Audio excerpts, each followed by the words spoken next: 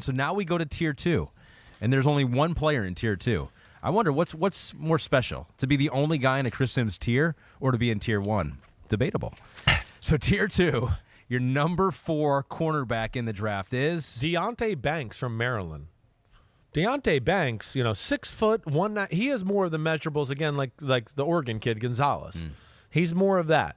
6 foot, 197. There's a thickness to him, right? And a power and strength element that certainly jumps out, let alone, again, speed is real deal Holyfield. We're talking about a guy that's faster than Gonzalez, has a better 10-yard split than Gonzalez, has a better vert than Gonzalez.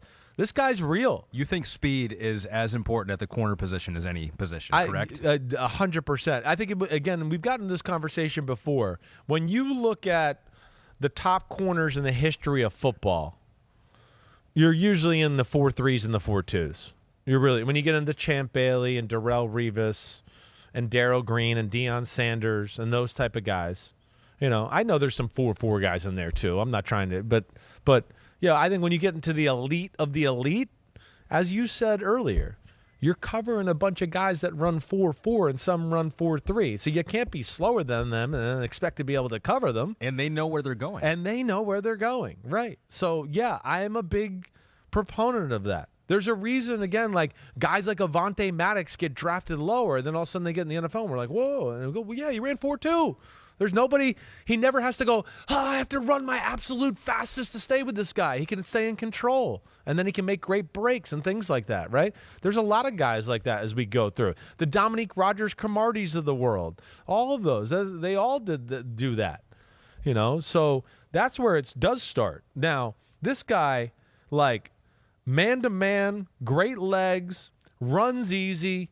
You can see right away a little bit like the Turners and really the top 3. He's comfortable in his speed, so he's never panicked. He's very comfortable in going, oh, you have a step on me? That's fine.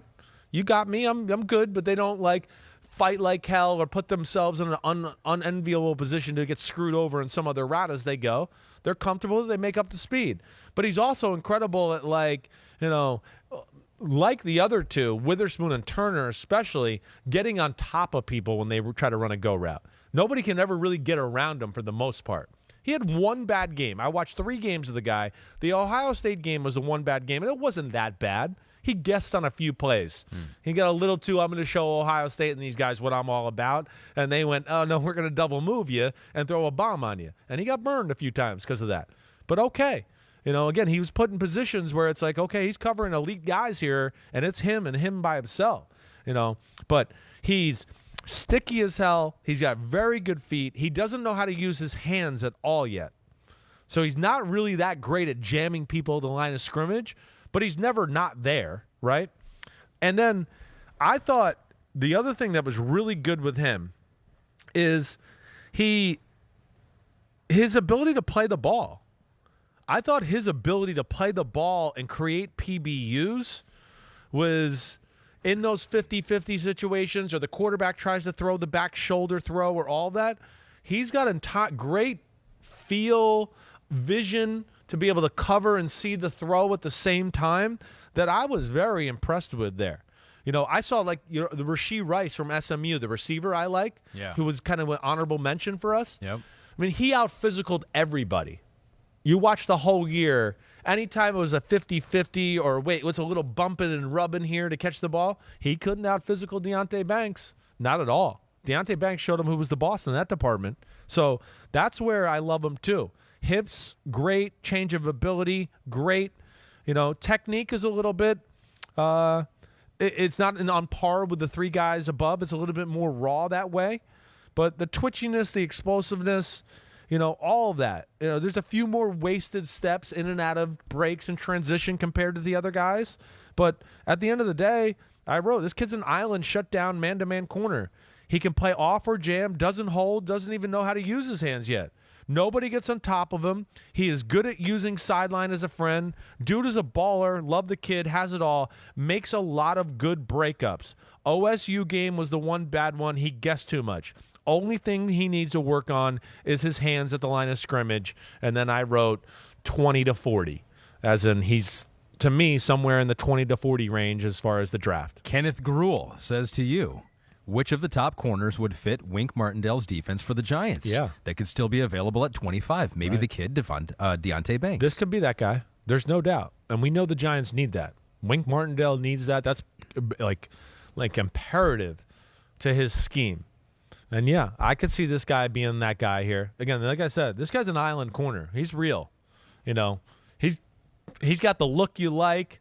If you like prototypes, he's right there with Gonzalez as far as the look and everything that way. So I'm a big fan and think he's going to be a really good man-to-man corner in the he's NFL. there with Gonzalez, but more physical for sure. Because I watched him first, and I was like, "Ooh, Chris likes those physical guys." And then I watched Witherspoon. I was like, "Yeah, he's got a type here." It's just the guys that take other people's heads off. You see the physicalness of this kid too, right? For sure. Yeah, and especially like I said, I'm big into legit playing it the real way, not pass interference, and then the bumping and grinding downfield, the fight for the ball or whatever. There, I thought he was incredibly strong and physical in those departments there. Yeah, he missed the 2021 season. He had a season-ending shoulder injury in game number 2, but came back and had a good year last year. That 40 time was 4.35, the third fastest at the combine this year, and his size and his measurables are what put him apart, put him ahead of the rest, as the octagon for Deonte Banks is filled up as well.